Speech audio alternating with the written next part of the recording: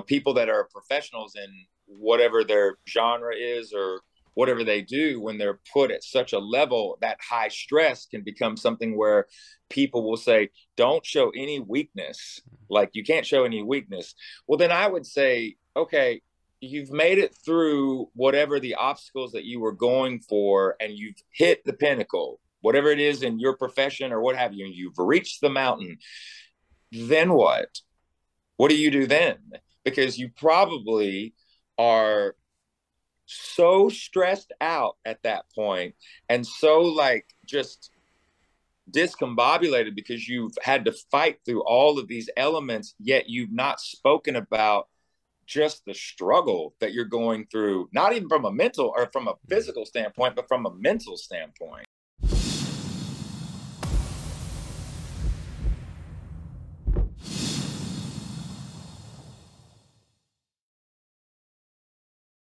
Okay, joining me on the Freedom Pack podcast today is frontman of one of my favorite bands of all time, Shinedown. It is Mr. Brent Smith. Brent, welcome to the Freedom Pack podcast. Thank you very much. I'm super stoked to be here. I'm excited for this. So this podcast episode is a really special one for me. It was actually, I was looking earlier, it was almost 10 years to the day that I first saw Shinedown live. It was in Cardiff's Student Union. Okay. I know now you've gone on to, I think you're coming back to the Cardiff International Arena, so what a 10 years it's been. But before you got to this stage where you were playing arenas and venues like this, I just wondered if you could touch on what the early grind of being a musician looks like, before what the fans see, before we see all the success. What did it look like before you made it? Well, there's a lot in that question. I think the biggest thing that, first and foremost, I came from a town that was very sports centric. I'm from Knoxville, Tennessee, which is where the University of Tennessee is. So the Volunteers, a lot of sports, all that. And I was a young man that grew up, and I wanted to learn about poetry and different authors, and I was heavily into music since birth and singing and all these elements. So it was a town that I don't want to say that it necessarily questioned me, but I was definitely unique amongst my peers. Music for me is something that I think that a good friend of mine once said that you don't pick the music picks you. And I feel very, very fortunate in that regard. What it looked like was, let's get to some good stuff. Let me get to the good stuff. When I was 14 years old, I got a friend of mine to give me a fake ID that said I was 18. And that allowed me to get into clubs. I started playing in clubs when I was 14, kind of sneaking out of the house and with different bands and stuff of that nature. So it allowed me to play in kind of like these areas where, a young man as myself wasn't necessarily supposed to be. But I started working in clubs pretty early.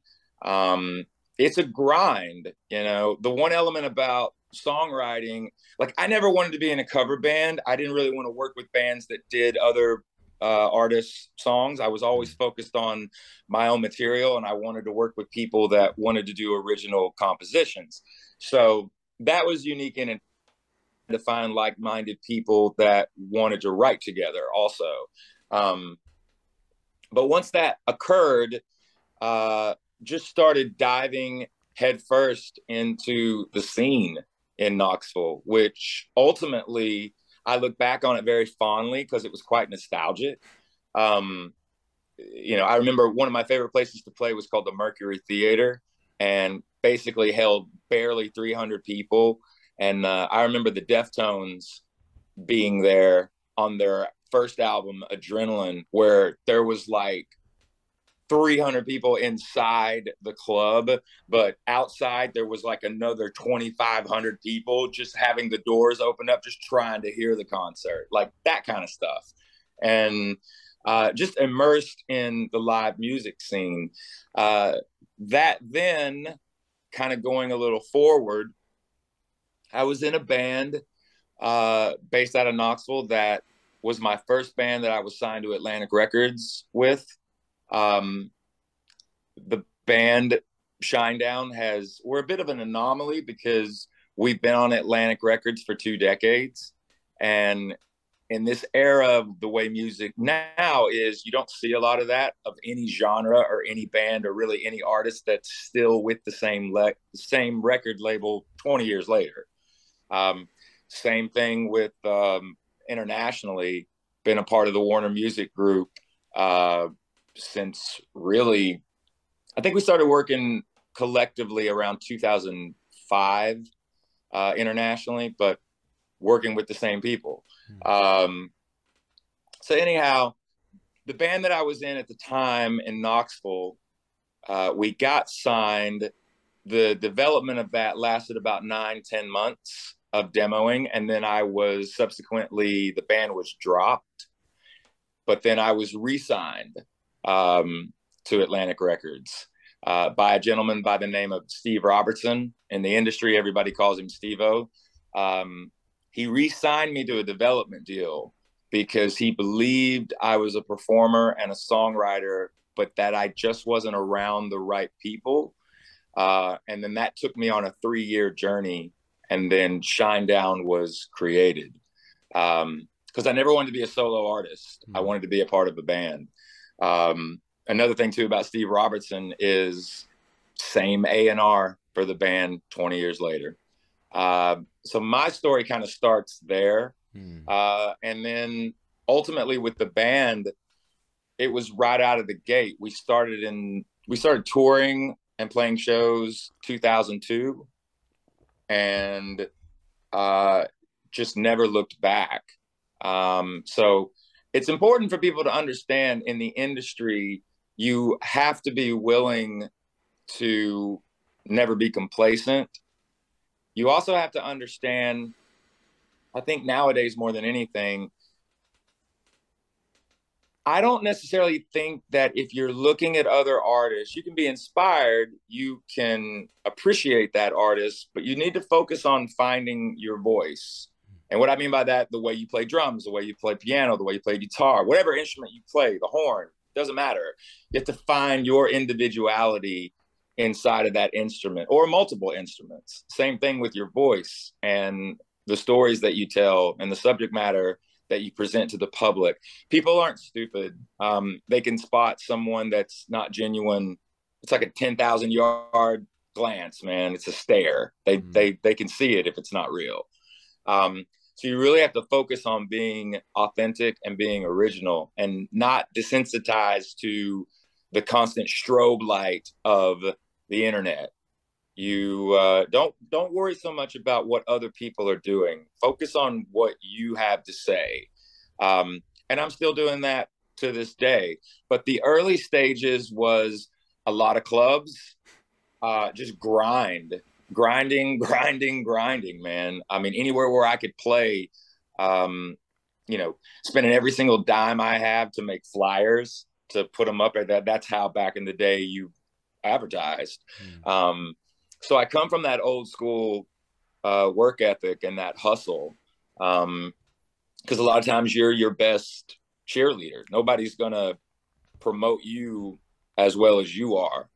And obviously now I look at it, because I've been asked this question before, where someone has asked me, well, why don't you just, you guys could do it on your own now, independently, and make so much more money. I just said, I have to I appreciate the fact that somebody would say that to me, but I don't have a staff of 200 plus people working in my behalf if I'm not with Atlantic Records. Now, there's different ways you can look at it, but I champion the Warner Music Group. I champion Atlantic Records. In the UK, we're working with Polyphone, and they're extraordinary. And it's important to understand also in this industry, and what I've kept with me since I began, that you need to lead from the front, but you're only as good as the people you surround yourself with.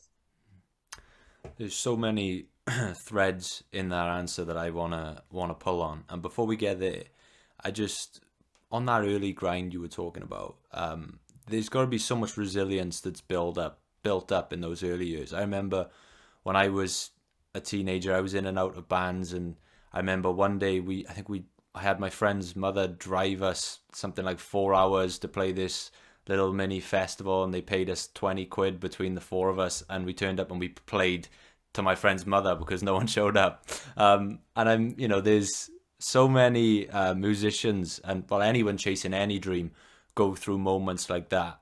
But what is it that sort of gave you the resilience to push through before you saw any success? Was it just a true passion for what you were doing? Yeah, I had something to say. I still have, at 44 years of age, I still have a lot to say. And don't get me wrong, I'm also somebody that believes that actions speak louder than words in certain situations. But the action as a musician and a songwriter and a performer is going out into the world and presenting your art to people. I think that's part of the element of, I've been given such an immense opportunity and I'm a very, very grateful and humble individual when it comes to that, because I can only speak about what I know in regards to our experience in the band. But our fan base, we call them Shinedown Nation. I've often said this. In this band, we only have one boss. It just happens to be everybody in the audience. And so you have to remember that. And when you are given the opportunity to not only tour, have a company that works very, very hard with getting your music out to the populace and to the generations of people, there is a tremendous amount of respect in that. And also on top of that, you have to be authentic. And I'm an individual that's been in a band that's been talking about mental health and those types of subject matters for the better part of 2 decades. Before it was something that was talked about in public circles, or media had chosen to speak on it and what it's about and what's going on just in human society with mental health. Even before politicians started acting like they cared. Some of them do. I will say that. Some of them do. But what keeps me doing it and why I'm driven by it is because I want to focus on being an individual that lifts people up. I often will tell people, like, if you see somebody, this can be metaphorically or it can be in real life. If you see somebody that has been brought to their knees, don't walk past them. Help them stand back up. And what I mean by that is, obviously with what occurred over the last 2.5 years, human existence, when the pandemic occurred, I mean, it really shined a light and it, put everybody under a microscope of human existence and just empathy that people have towards each other, or a lack of empathy that people have towards each other. But even before that, we were always focusing on doing our best to empower people for their goals in life, for their dreams, for what they want to do in their own personal life. Maybe they didn't grow up around the best setting, and maybe they didn't grow up around a lot of people encouraging them. What we want to try to do, and what we've always collectively tried to do lyrically in the band, is let people, A, know they're not alone, B, they can totally accomplish anything that they set their mind to. And above all, don't give up. I often will tell people, don't focus on a plan B. There's no reason for it. Whatever your A plan is, do that. That's what you were meant to do. You're going to have to work for it. It may take you a while, but strive for what you truly want out of this life. Go after, go after the, whatever the thing that you want to be, whatever life you want, that's what you need to go after. I think people in this day and age are really afraid of failure and are so scared to put themselves out there. I see it a lot in the youth. And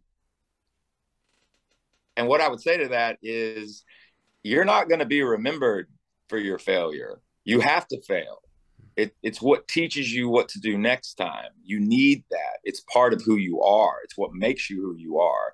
But your life and your legacy won't be built by your failure. I promise you that your life and your legacy will be built by the foundation that you refuse to give up. And I think that's a lot of, to answer your question, that's why we do it. That's why it's important to us, is to empower people with that mindset. Well, I think everyone can and definitely see that. Anyone who listens to your music. I think I was 12 years old when I first discovered Shinedown's music. And I remember at the time there were songs that I felt really spoke to me. I think like Better Version. I used to listen to that song on repeat when I was in high school. Okay. And then, growing up and going through different things, songs like, Call Me used to get, they'd get you through certain times. The thing about those two songs in particular, and a lot of your songs, there seems to be a lot of real emotion, a lot of maybe even pain behind them. And so my question is, how much can pain be a motivator or even a superpower when it comes to writing music that is real music? I think it's a game changer. If I'm being bold, it's probably one of the reasons why I put it on the top of my hand to remind myself. And if your viewers can't see what it says on the top of my hand, it says, "Your pain is a gift." And I've had people look at that and go like, "What do you mean my pain is a gift?" I'm like, no. Like, I remind myself with this that it's my pain. I think that in regards to pain, whether it's physical or psychological, it is in a lot of ways what helps map out your individuality and what sets you apart from everybody else, and what makes you an individual is what you go through and what you struggle with, what you can adapt inside of any scenario or subject, especially when it gets difficult or painful. And why I say it, pain can map you out, is there are all these like moments and these roads that kind of show your story. And why I say that is, you have to look at it almost like those scars that you have in your existence as you live. And, the more experience you have, the longer you live. You're going to have some cuts and some bruises and some burns, and there's going to be a lasting effect in some of that. But that's kind of like the roadmap of who you are, to where you arrive. And I've often said too, if it was easy, you wouldn't appreciate it as much, no matter what it is, of any subject in your own personal life. Anytime, any time that you're dealt with a struggle, it can be something that is very scary, very difficult.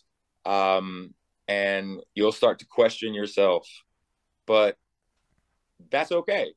That's totally fine. We're all a work in progress. I try to do my best I can see people sometimes that they're so afraid of going outside the box, or maybe going against the grain, that they will psych themselves out. So I think it takes experience, but don't worry about that. Just sometimes you do have to dive in head first. But once again, if it was pristine and perfect and everything was glossed over and it had a shine to it that just seemed almost otherworldly, I don't know if that would stand out. You know, if you look at yourself like an art piece, if you were perfect and pristine and you were all laid out with no blemishes, would you be that interesting? It might be a little bit metaphoric, but that's kind of how I look at pain. You have to use it as a tool. It's a gift in a lot of ways. I think, again, what I find beautiful about songs that are built on emotion, for me anyway, is that they almost act as a sort of time machine to sort of take you back to the headspace you were in when the song first spoke to you. I think, for example, the example I gave there of Better Version, if I listen to that song today, I'll go back into the sort of mindset or psyche of, you know, the young version of myself in high school who, you know, felt like he couldn't fit in and no one understood him. And so for you as a performer, are there any songs in your back catalogue that you find either difficult or challenging to perform live because of the original meaning behind them or where you were when you wrote them? It's an interesting question. I love the fact that you bring up such an interesting song, Better Version, off the first record. I haven't thought about that song in a while. If I recall that song in particular, I think my favorite part about that song lyrically is the pre-chorus, which is "I am not perfect and I don't claim to be, and if that's what you wanted, well then I'm so sorry." Yeah, I think that's the lyric. Back catalog. The back catalog, I cannot off the top of my head think of a song particularly that is something that is difficult for me to perform, because I always try to find a way psychologically when we're playing live, whatever the set list is. Every night I'm on stage, I'm trying to put myself back to the moment that song was written, to the moment that song, or the first time it was performed. Because a lot of times what I'm looking at in the audience is I'm reminding myself that, yes, there are people in the audience that have probably seen us 200 times, but there's also a tremendous amount of people in the audience that it's their very first time seeing us. So I try to convey as respectfully and as intensely as I can, being very real and being very honest, but try to put myself back where I was for those songs in the set list the moment those songs were born. But to that question, I will tell you that what I have noticed is there's a song on the new album, Planet Zero, and it was one of the very first songs written for the project. It's a song called A Symptom of Being Human. And that is a difficult song for me to listen to. Wow. I've not performed it live yet, but I believe we're going to be performing it in the UK with the upcoming tour that we're doing. There's something about that song that just, I don't know what it is, but every time I listen to it, I get emotional. And me trying to kind of tap into why that is, it's interesting because in a lot of ways, I wrote that song. Well, myself and Eric Bass, we wrote that song together. When I look back at that song, I wrote that about our road crew in a lot of ways. You know, inside the song, I talk about being in the, you know, getting an invitation to the lunatic ball, and we're all just passing through. We're passengers on a ship of fools, and you know, I talk in that song about, and my friends are coming too. And it is very interesting. I know I kind of went in a different direction here from that question. It's only because I can't think of any song in the back catalog that really gets me. I would say this, if I had to pick one from the back catalog, once again, the other song that you brought up probably would be Call Me. Call Me is always one that kind of teleports me back when I do it live. And in the last couple of years, we brought that song back actually in the set list, because it wasn't a single, but it's one of the what people would call an album track that is way more than an album track to a lot of people. So we actually brought that song back into the set list after years of not playing it in 2019. And it's actually been a staple in the set list currently throughout the last like 3 years. So it would probably, from the back catalog, it'd be that one.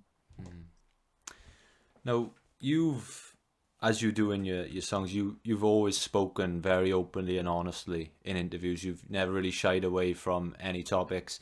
Before we started rolling, you even said there was sort of nothing off limits in this conversation, and that's something I've always appreciated about, you know, watching your sort of media scrums or interviews. And you've always talked very openly about your battles with drug addiction in the past. And I was going to ask you about, you know, combating that addiction. And I remember listening to you in an interview where you said that becoming a father for the first time almost saved your life in a way. I wonder if you could speak on what that did to help you combat your drug problem. It didn't almost save my life. It 1000% was a key factor in my son saved me from my vanity, if that makes sense. He just made me understand that it was no longer about me anymore. And my son's going to be 15 in December. And he is, without a doubt, 100% as authentic as I can be. If I have ever had a hero in my life, it is him.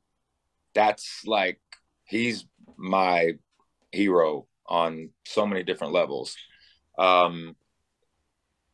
He did. He really did. He saved my life in more than one, in more than just one way. I think that I did not necessarily think that I was going to be a father when I was younger. I didn't have. I wasn't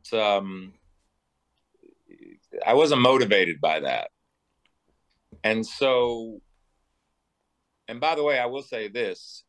My son was very much planned, actually. And his mother and I, very much in love at the time. We're not together anymore, but we're still very, very good friends. We're really good co-parents. But she and I, we decided that we were going to have a child together, and we did. And you know, for both of us, he is a huge part of he's what makes our world the best because he's in it. But I think, you know, I had a very textbook issues, if you will, with substance abuse. You know, anything that could inebriate me or, you know, in the darkest times, personally, with myself, especially with alcoholism, I got to a place where I just was I would drink to just make the day go away, like just to get to the next one. It was really bad. And I'm conscious of it now, and I can look back on it. But when my son was born, it allowed me to get clean for an extended period of time. I did, however, in 2015, I did have a relapse. I kept it quiet from the media. No one found out about it. They've found out about it now. But the interesting thing is that I'm not embarrassed by that. I can't change it. The only thing that I can make sure that I understand, and I think in a lot of ways, when I relapsed in 2015, that humbled me more than anything, because I think that was the moment when I really did understand that I don't like the word surrender to your addiction, but I had to finally accept that I'm never going to get rid of this part of my brain that takes me down this road that I do understand will take me down a road with the same dead end.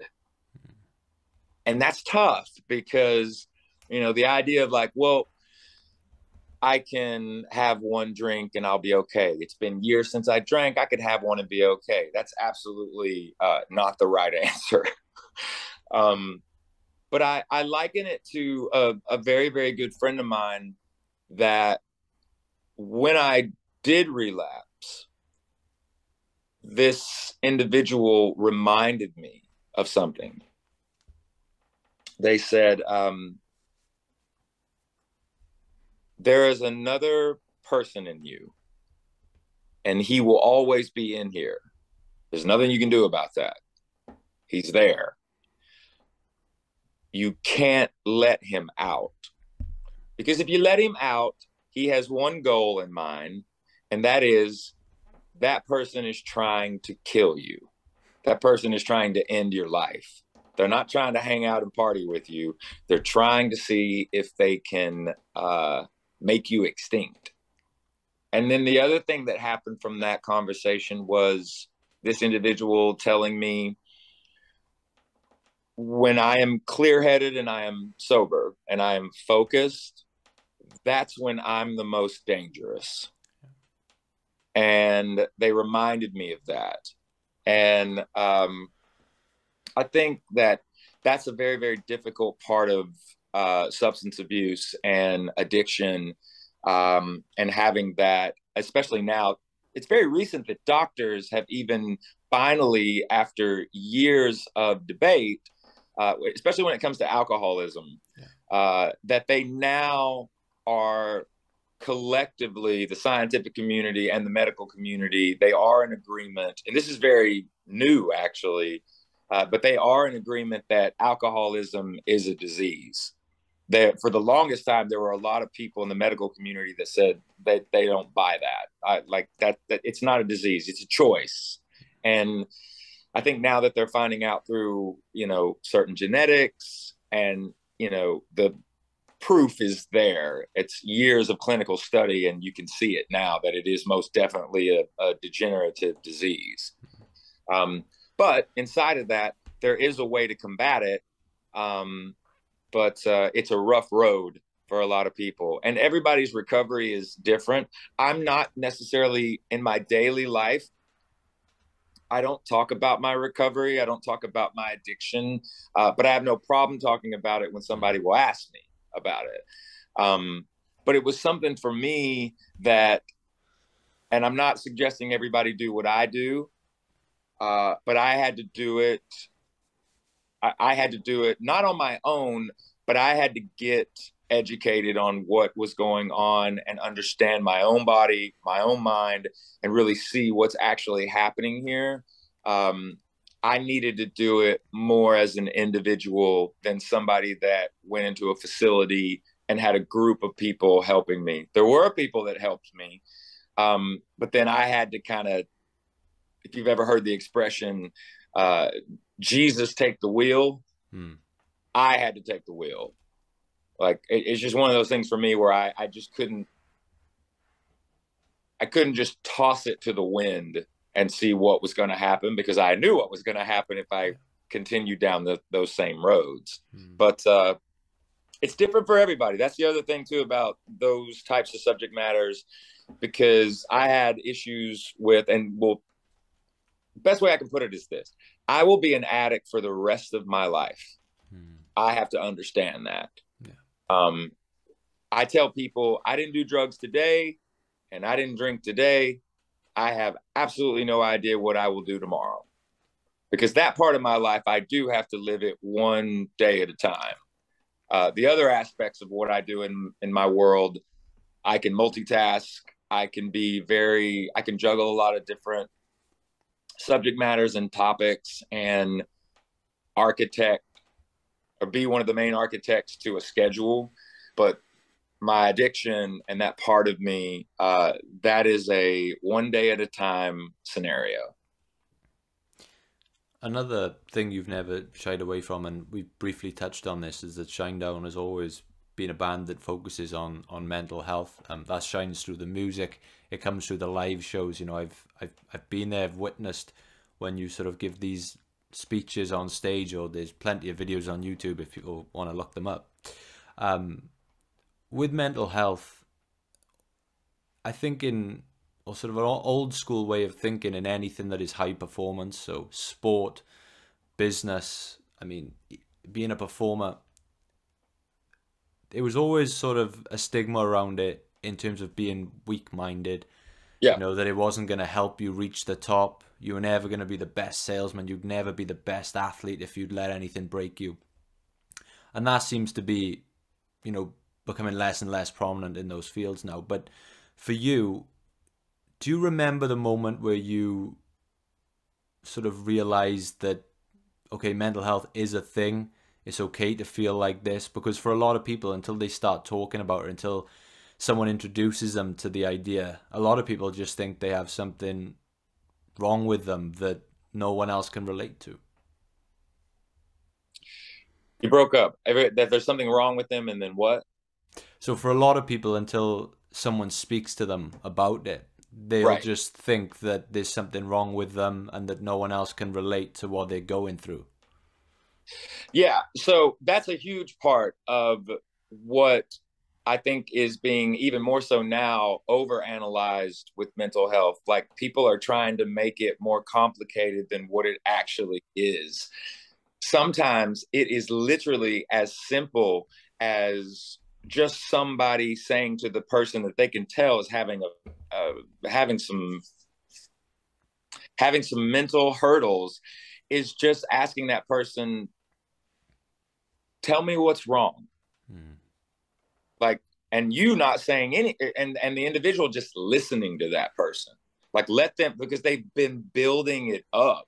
9 times out of 10, it's they've stuffed it so far down inside that they're trying to bury it, when what they actually need to do is let it out.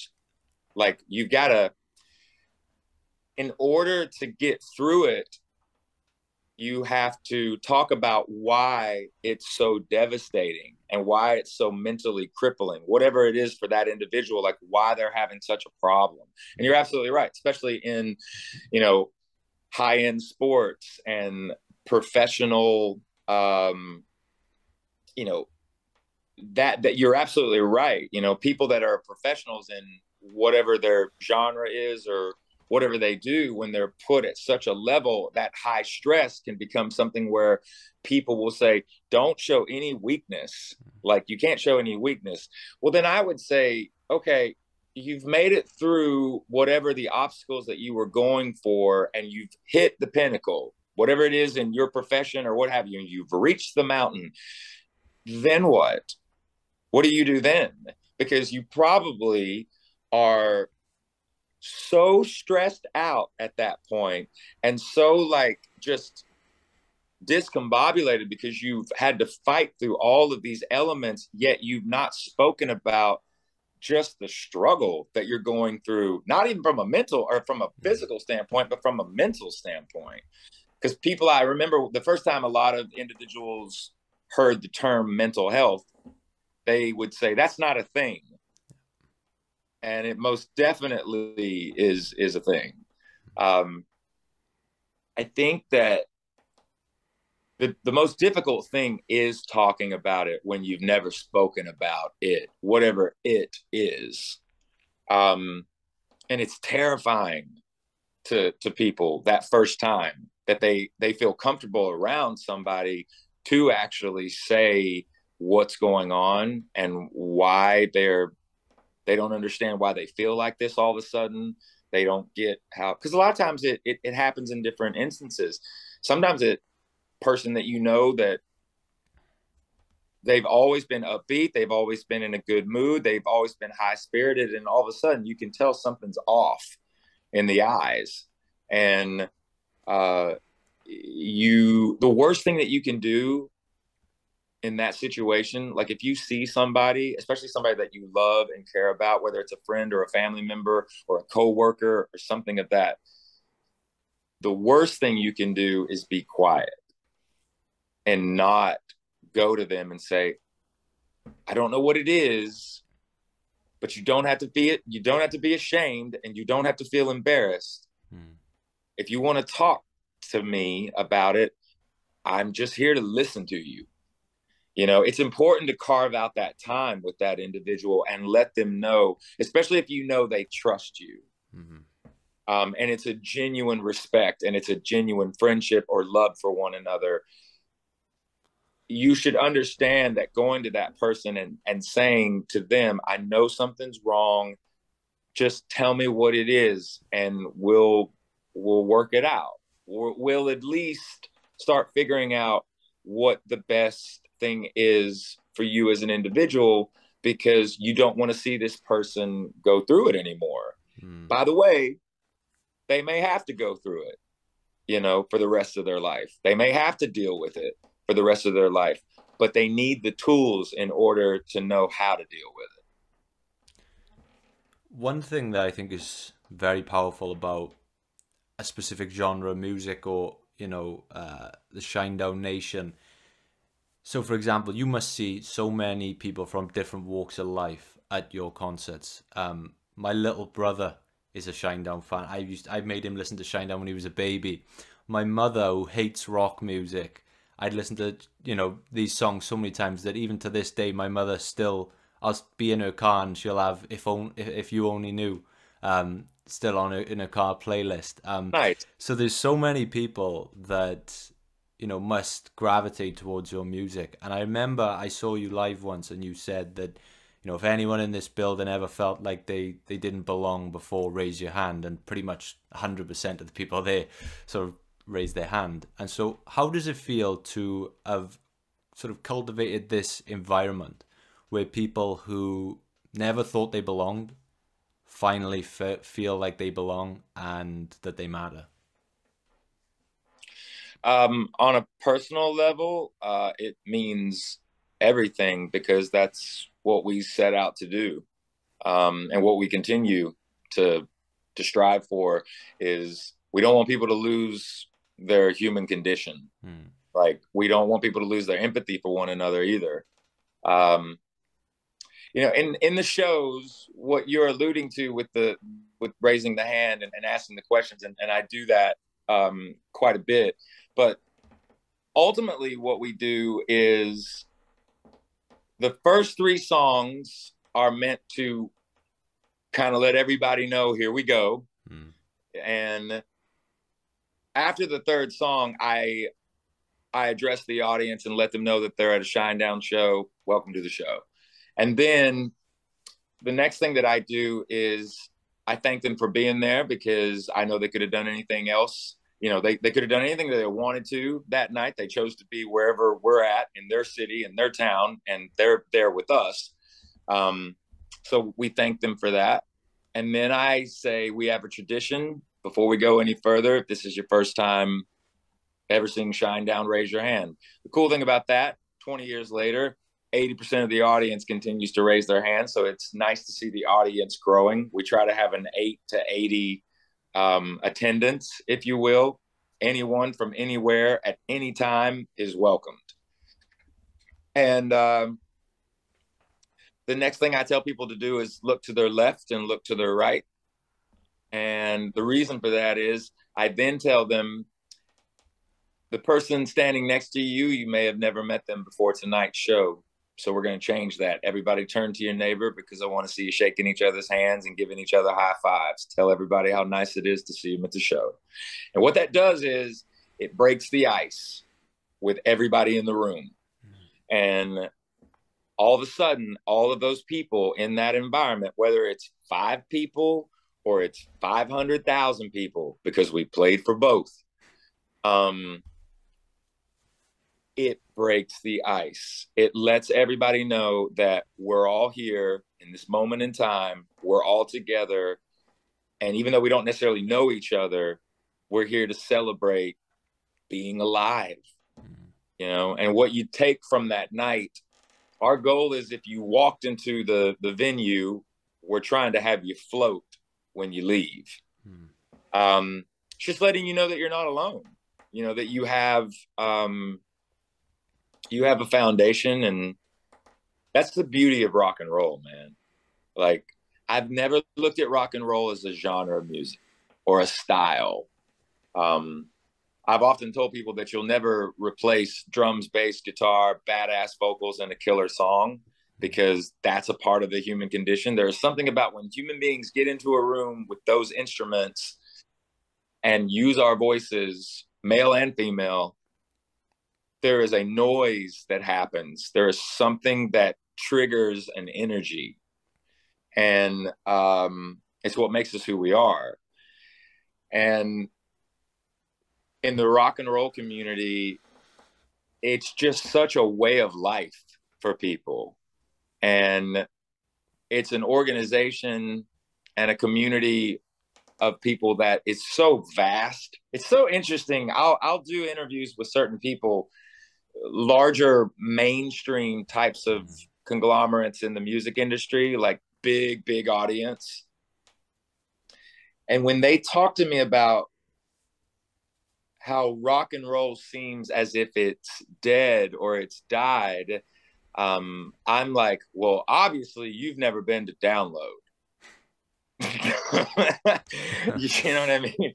And I'm like, or you have obviously never been to Europe in June and July. Because it is most certainly not dead. No. You know, and but once again, it's, you know, the rock and roll, it's not just a genre, it's a way of life for people. And going back to the audience, and like you say, and going back to understanding that it's all built around the human condition. It is amazing that the only thing that I know of, once again, going back to how is music created? It's created by us, all of us. I've never witnessed anything that can instantly create an emotion out of thin air, out of nothing was here at this moment in time. And then all of a sudden a song comes on in someone's life, in their everyday, you know, the minutia of just living at times and going through your day, at the right time when you need it the most, a song will come on. And I've watched it take the strongest athlete or strongest male, female, what have you, who has just been brought to their knees, just are completely broken, don't feel like they can do it anymore, don't think they can go another mile, don't think they can push it any further. And a song comes on and instantaneously they have been brought back into the game. I've watched music take someone that has completely fallen out of love with themselves, and I mean this in a positive way, like they don't feel good about themselves, they don't understand themselves, they question being on this planet, you know, and the right song is played at the right time, and all of a sudden that person has an epiphany and they do fall back in love with themselves and respect themselves again. But not only that, they fall back in love with life and living. It's profound, man, on so many different levels. I mean, the philosopher Friedrich Nietzsche said that without music, life would be a mistake. And I tend to agree with him on that. There's a former military man, very big in the personal development space, called David Goggins. And oh yeah, he always says that if he listens to music while he works out, he feels like he's cheating because music's a performance enhancing drug. You know what I say to Mr. Goggins? You are 100% correct. I don't think that it's cheating, though. I think that it's a motivator. Yeah. You know, but I know a lot about Goggins as far as, you know, a lot of Joe Rogan podcasts that he's been on and other podcasts. I'm actually a big fan of the guy. I appreciate his level of, he does something that is very difficult to do, but is very unique. He I think that he mentally subscribes to the ideology of what's called flow. And what Yeah. flow is basically the dynamic of you're working out, you're doing something physical every single day without taking a break or like letting your body rest. Some people don't, they do it not as hardcore as he does it. But I like the idea of flow because flow just means you do something active every single day. You don't take, a complete day off. There's always something that you can do to create blood flow to the body. So I very much respect him and what he does, but he does it on a different scale. He absolutely does, man. Look, I want to be respectful of your time, so I got two final questions that I ask Sure. every guest that comes on the show. I'm going to tweak the first one a little bit because we usually have authors and on the show. So I normally ask this question about books, but I'm going to spin it a little bit and say that your music has impacted so many people. It's even changed some people's lives. But for you, what music impacted you as a young man and shaped your life? When I was 15 years old, my dad came into my room one day. I was listening to, at this point in time in my angst of my early teenage years, I was listening to a ton of punk rock and thrash. So I was listening to the Misfits. I was listening to the Exploited. I was listening to Minor Threat, Wendy O. Williams, a lot of different like hardcore stuff from back in the day. Just because it had a very unique sound. Sex Pistols, list goes on and on. I remember my dad coming into my room and he was just like, Brent, I have no idea why these people are so mad. But I'm like, okay, Dad, and he was like, well, I got you something, I'd like you to listen to this. You don't have to listen to it now, but I'm just, I think you might like this. So he gives me a cassette and I'm dating myself. And then he leaves the room and I'm holding on to this cassette and I just throw it in a pile of clothes or whatever. Couple weeks go by. I'm cleaning up my room. I said cleaning up my room. I saw the tape. I took it and I put it in my cassette player. I was like, let's see what this is. And what it was an anthology, a greatest hits, if you will, of a guy by the name of Otis Redding. And what my dad didn't realize he had done was he had completely opened up not only another door, but he had completely opened up a different world that I didn't even know existed. Because Otis Redding got me to Al Green, which got me to Percy Sledge, which got me to Sam Cooke, which got me to Marvin Gaye. Marvin Gaye got me to Nina Simone, which got me to Ella Fitzgerald, which got me to Billie Holiday, which in turn got me to Miles Davis. And I remember Miles Davis later on in life. I remember reading something as I started to write music and I started to perform music where he said, if you're going to play a song or you're going to write a song and then play it with some attitude. And it really, R&B and jazz and soul transformed the way that I look at the human voice. Because it was the first time that I heard a voice as an instrument. And it started with Otis Redding because I had never heard anything like that. And I'd never heard that kind of conviction in a voice before. And so it's one of the reasons why I was so, and still is, God rest her soul, I'm such a huge, even though she wasn't with us long, but what she left us with is incredible. It's why I'm such a fan of Amy Winehouse, because that is an example of a voice being used as an instrument. And that's probably jazz, man, soul and R&B, like real soul, like real R&B. It completely transformed the way I look at music. What a beautiful answer, man. I absolutely love that. And the final question I have for you today, the answer to this could be absolutely anything. It's completely relative to you. But right now, for Brent Smith, what makes life worth living? Watching my son become a man, and doing the best that I can to help him in his, not to steer him necessarily one way or the other, but being there, being his father, being when he needs me to be a teacher, teaching him, when he needs me to be a listener, listening, and doing my best.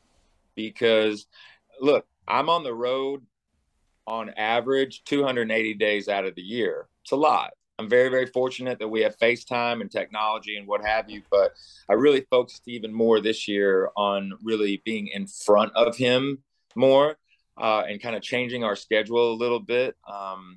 Three of us in the band, we have kids. And I think that that's a huge part of not only living, but also wanting to live better. Yeah. And wanting to be more open-minded. And really, we often tell people that in this band, we're very conscious of each other, and it doesn't need to be, don't make it about the painter. You need to make it about the painting. You have to look at the big picture. And, my son is my big picture. That's who I look to for inspiration. And he teaches me just as much as I teach him, but he's the main element. Beautiful. We've alluded to it throughout the conversation. Your most recent album and the upcoming UK tour, I'd love to draw people's attention to. I know there's not many shows that aren't sold out. I found that out the hard way this time. But where can these guys listening find out more about yourself, connect with you, check out the new album, and check out if they may be able to come and see you on tour? The easiest thing in regards to finding out about who we are, if you want more of a deep dive and you want to know exactly what's going on with touring and all the things that we're doing, you can always go to the website. It's very easy. It's just shinedown.com. So that's easy to kind of find out what's going on. We're on Instagram. We're on Twitter. We're on TikTok. We're on all the social platforms, Facebook, goes on and on and on. I think we even have a MySpace still. Snapchat, you name it, man, we're on it. But also to, all the streaming platforms, from an international standpoint, you can find out about us there. Yeah, man, or you can just Google Shinedown and it'll give you a ton of stuff. But I got to tell you, man, make sure that I know, if you want to come to the show or any of the shows, I got you covered, man. Wow. So we can work that out. If you're in Cardiff, I got you, man. So, oh man, that would mean so much. I appreciate that. Absolutely, man. The only shows that I know of at this moment in time, the only one that has tickets available and not many left, would be Wembley Arena, which is extraordinary for us because it's the first time headlining Wembley Arena. We played the arena many times as an opener, but all these shows, we played Cardiff, for example, played that building many times, but as an opener, first time being a headliner. So very excited about these 5 shows that we're going to be doing in the UK. But you let me know what show you want to go to, man. I got you covered. Thank you so much, brother. I really appreciate it. And no problem. Just to touch back on the way I started this conversation, I mentioned that I saw you in Cardiff Student Union 10 years ago. At the end of the gig, I'll always remember you closed the show by saying, "It's not a goodbye, it's just until next time." And I hope in the spirit of this conversation, the sentiment remains. Thank you for coming on, my friend. 100%. Cheers. Thank you so much.